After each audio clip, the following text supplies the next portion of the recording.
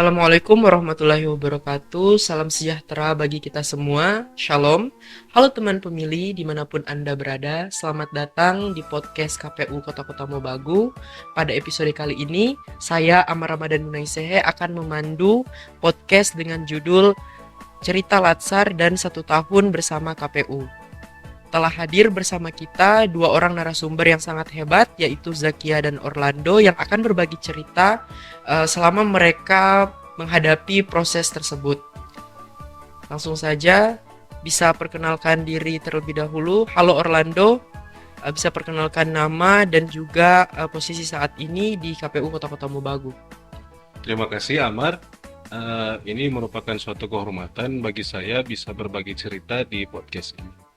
Halo teman pemilih, nama saya Orlando Pangaila, asal dari Minahasa Selatan, dan saya ditempatkan di subbagian teknis penyelenggara dan hukum di KPU Kota-Kota Mobagu. Cukup dekat ya dari Minahasa Selatan. Selanjutnya Zakia nih, bisa memperkenalkan diri dan posisi saat ini. Hai teman pemilih, senang sekali rasanya saya bisa hadir di podcast KPU Kota Mobagu ini untuk berbagi pengalaman saya mengenai pengalaman saya sebagai CPNS di KPU Kota Mobagu ini. Saya berasal dari Sulawesi Selatan, khususnya di Kota Parepare. Nama saya Syarifah Sakia Mutianisa, dan saya ditempatkan di subbagian keuangan umum dan logistik. Wah, cukup jauh ya dari selatan dan sekarang bekerja di utaranya Sulawesi nih.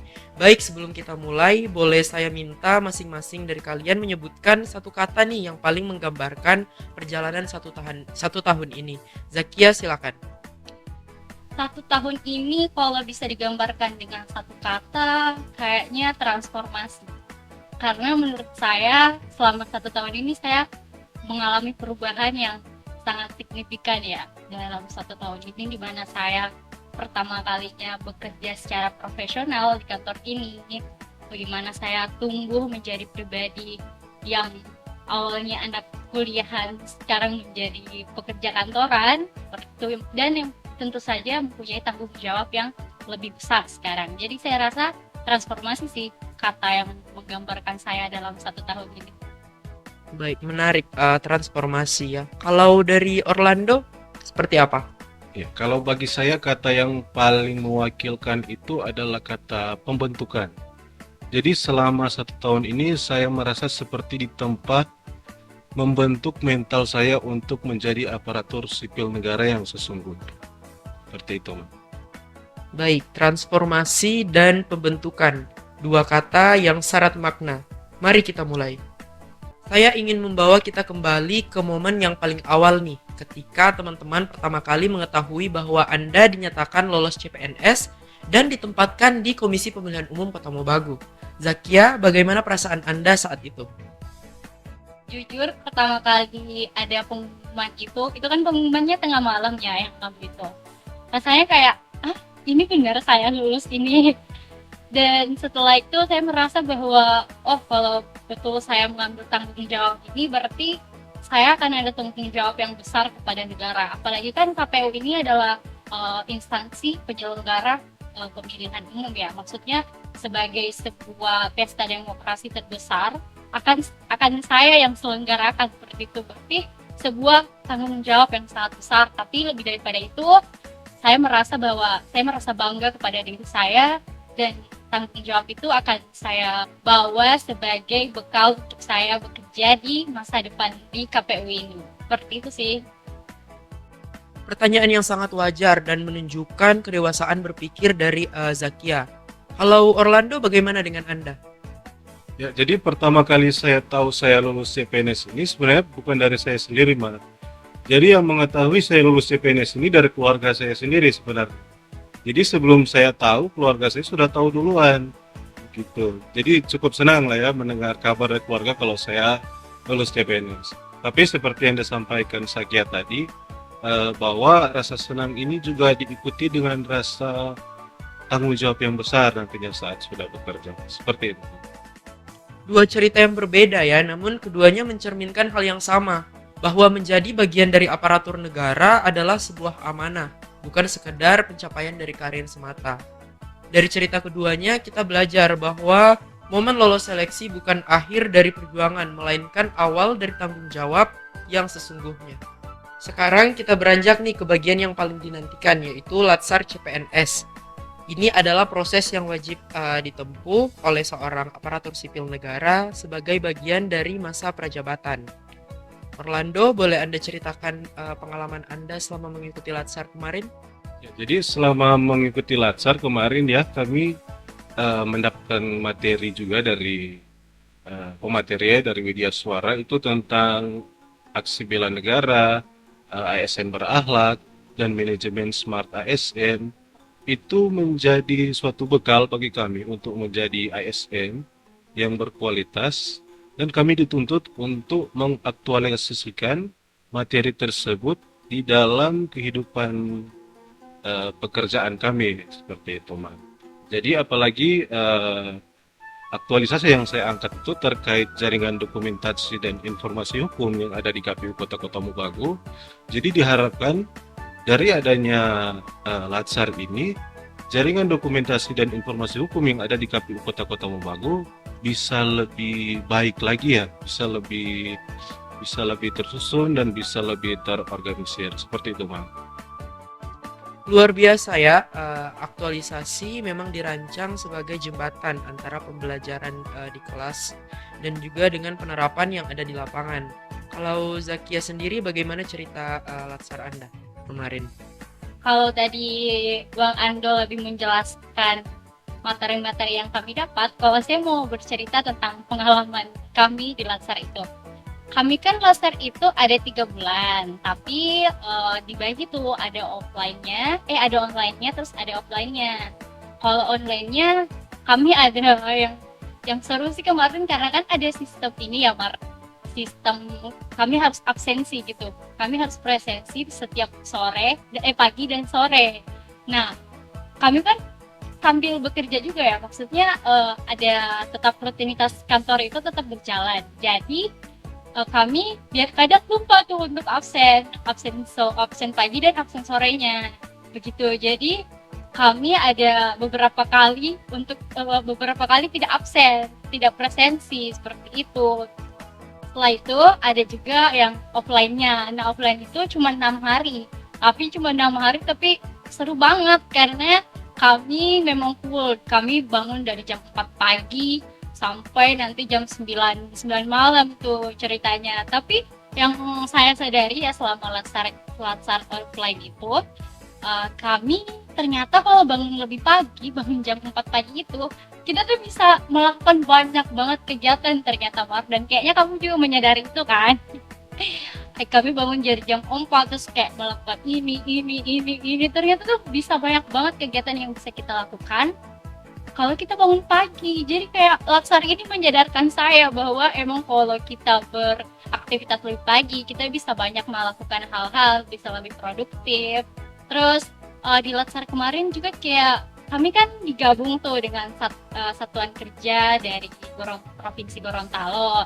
Jadi kami ada kenalan juga dengan teman-teman Gorontalo sama dari teman-teman satker lain. Intinya Latsar ini kayak sebagai penyambung tali silaturahmi kami kepada satker-satker lain. Seperti itu sih, Mar. Seru banget.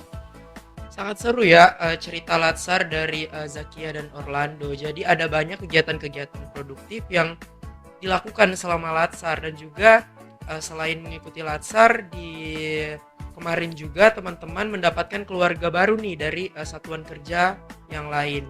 Seperti itu. Nah, kita gali lagi nih Latsar nih, ada cerita-cerita seru lainnya nggak? Mungkin dari pelatih atau dari fasilitator yang berkesan sampai saat ini. Mungkin dari Orlando dulu.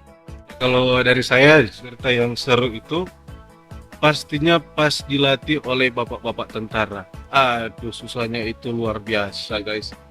Jadi kami itu jam 4 kan seperti yang dikatakan Zakia tadi, jam 4 udah bangun tuh, Mar. Jam 4 itu udah start, udah disuruh keliling-keliling, udah disuruh pokoknya aktivitas fisik lah.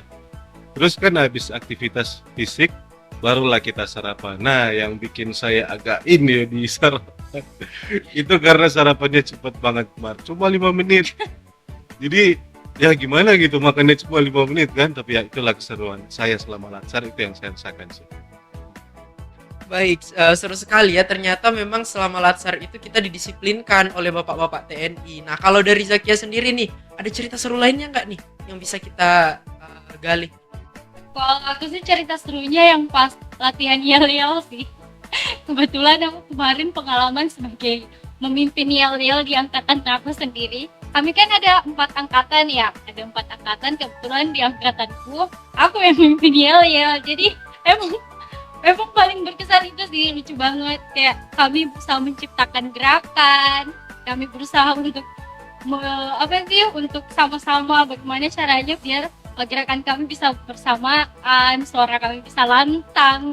Karena kan kata info dari bapak-bapak TNI pelatih itu akan ada em, akan ada juara dari yel-yel itu. Makanya kami semua ambisi bagaimana cara kami untuk bisa menang. Kayak gitu sih seru. Terus ada juga yang pengalaman yang pas saya ditanya sama Pak Ses dari pusat itu kemarin, ditanyain gaji kamu udah terima gaji berapa kali, ya dalam 1 tahun terima gaji berapa kali, 12 kali Pak. Terus dia bilang kenapa 12 kali, kan gaji itu ada 14, tapi saya jawabnya 12, katanya kemana gaji 2 itu begitu. Jadi ada banyak sih pengalaman lucu lainnya, tapi yang paling berkesan yel-yel sama yang pas ditanyain sama proses itu kemarin. Baik, sangat seru sekali ya. Selain kedisiplinan, ya teman-teman juga dilatih untuk kompetitif dan juga kolaboratif dengan teman-teman yang lain saat latihan yel-yel seperti itu. Latsar ternyata bukan sekedar formalitas dan administratif semata. Ini adalah ruang pembentukan jiwa seorang aparatur sipil negara. Tempat nilai, karakter, dan komitmen diuji dan dikuatkan sebelum terjun ke lapangan yang sesungguhnya. Setelah Latsar nih, kalian kan udah kembali ke tugas dan menjalani rutinitas seperti biasa. Kalau Zakia nih, di subbagian keuangan umum dan logistik, bagaimana realitas pekerjaannya? Untuk saya sendiri ya, pengalaman saya di bagian keuangan ini, di keuangan kan untuk administrasi pekerjaannya itu tetap ada ya tiap bulan. Jadi untuk saya sendiri, apalagi untuk saya sendiri, saya kan memegang aplikasi Sakti untuk pembayaran. Jadi saya selalu membuat per tiap bulan itu saya membuat gaji, membuat tukin, dan juga untuk meminta biaya operasional kantor seperti itu, atau pembayaran lainnya. Saya melakukan itu, dan selain itu saya juga banyak membuat dokumen-dokumen, menertibkan dokumen-dokumen yang sebelumnya masih tercecer-cecer seperti itu. Saya juga banyak mendigitalisasi arsip sih, dokumen-dokumen keuangan tahun-tahun sebelumnya, supaya lebih mudah untuk bisa saya akses seperti itu. Di keuangan juga kan orang berpikirnya bahwa akan monoton ya kerjaannya, karena cuman bikin gaji apa segala macam. Tapi buat saya sendiri itu adalah sebuah tanggung jawab yang besar ya untuk saya, karena ini menyangkut banyak orang di kantor soalnya. Apalagi ini kan uang ya, saya ngurus gaji orang. Kalau gaji orang nggak masuk atau terlambat sehari aja, kayak saya udah diteror, mana ini Zakia, kayak gitu. Tapi alhamdulillah sih sepanjang ini saya masih aman-aman untuk itu. Jadi kalau di keuangan sih kerjanya begitu sih, tiap hari ada kerjaan, tiap bulan udah pasti ada kerjaan, begitu dong sih Mar. Baik, jadi Zakia ini lebih fokus ke terkait dengan keuangan dan juga pelaporan seperti itu. Kalau Orlando di subbagian teknis hukum dan penyelenggaraan pemilu bagaimana?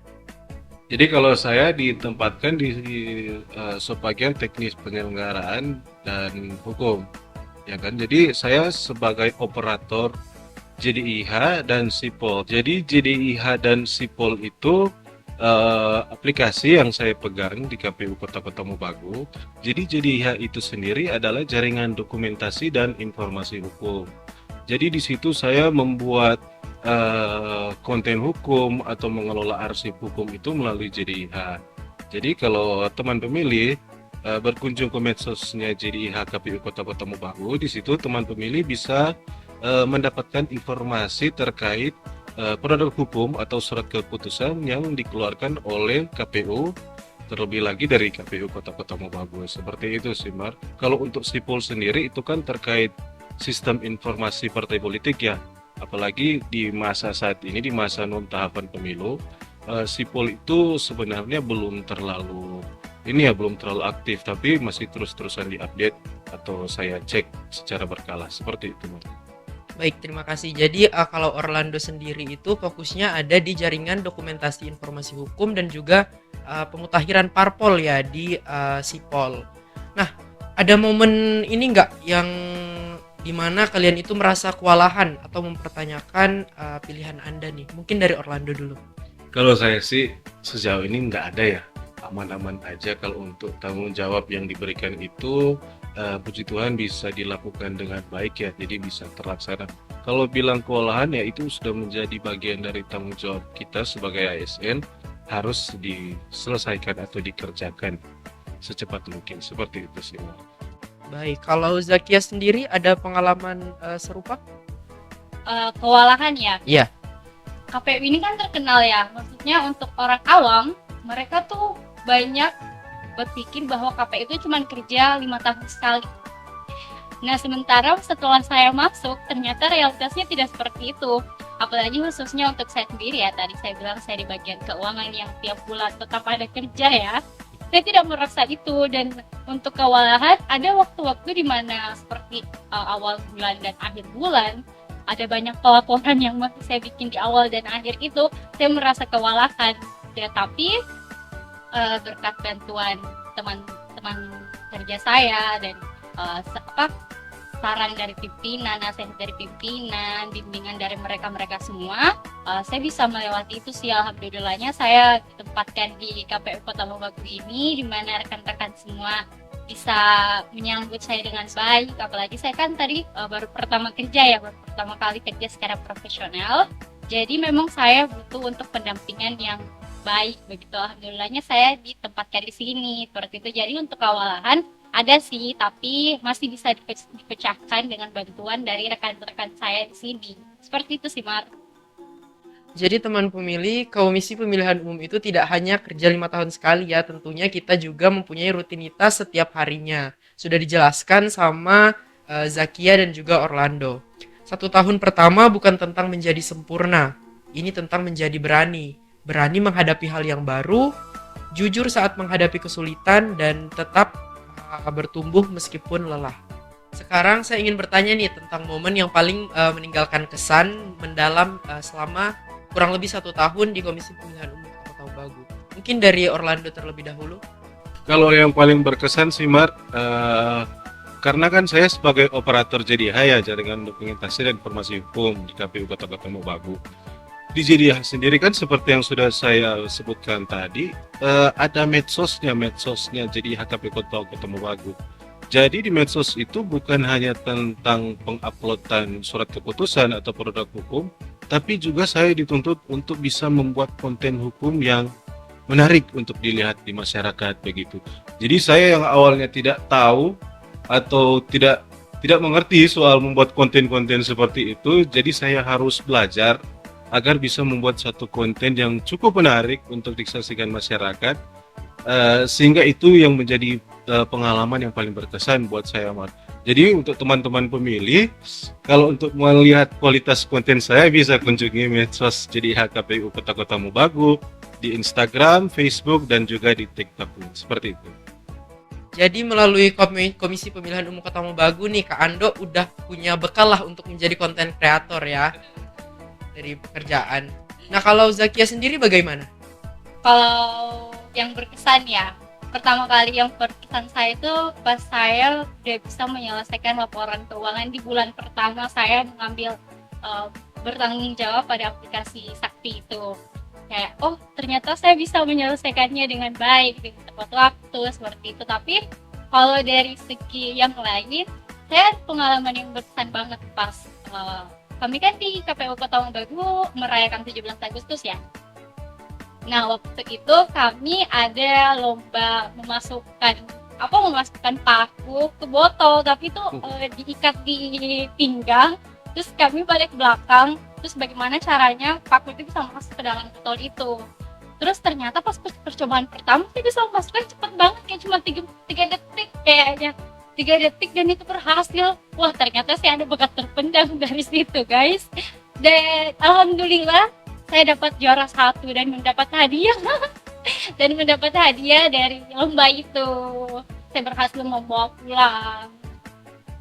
Terus itu ada di-upload juga, guys, di akun resmi Instagramnya Kota Mobagu, KPU Kota Mobagu. Silahkan dicek. Kayak gitu sih, Mar, itu yang paling berkesan buat aku. Oke, terima kasih. Dua cerita yang berbeda dalam bentuknya namun berbicara tentang hal yang sama. Bahwa di balik setiap tugas yang biasa, tersimpan makna yang luar biasa apabila kita menjalaninya dengan sepenuh hati ya. Sebelum kita mengakhiri perbincangan kita pada episode kali ini, saya ingin memberikan kesempatan kepada kalian berdua untuk menyampaikan pesan dan harapan nih untuk kalian sendiri, untuk KPU Kota Mobagu maupun mungkin untuk teman pemilih yang saat ini sedang menonton podcast. Mungkin dari Zakia terlebih dahulu. Pesan dan harapan saya setelah bekerja sebagai CPNS di KPU Kota Mobagu ini, saya kan berada di bagian keuangan dan logistik, yang dimana memang sebagian itu adalah sebagian yang krusial ya di perkantoran. Saya berharap saya tetap bisa menjaga integritas saya sebagai pengelola keuangan agar kepercayaan publik pada KPU ini bisa dipercaya oleh masyarakat. Dan kan beberapa tahun lagi kami akan mengadakan pesta demokrasi terbesar di Indonesia, yaitu pemilu. Harapan saya setelah bekerja 1 tahun sebagai CPNS di KPU Kota Mobagu ini, saya berharap untuk beberapa tahun ke depan saat kami sudah menyelenggarakan pemilu di 2029, saya bisa bergabung, saya bisa melaksanakan pemilu dengan sebaik-baiknya, apalagi dengan teman-teman CPNS saya di Satker ini. Saya harap kerjasamanya kepada kalian semua dan bimbingan serta dorongan dan motivasi dari semua rekan-rekan senior-senior saya, pimpinan-pimpinan saya.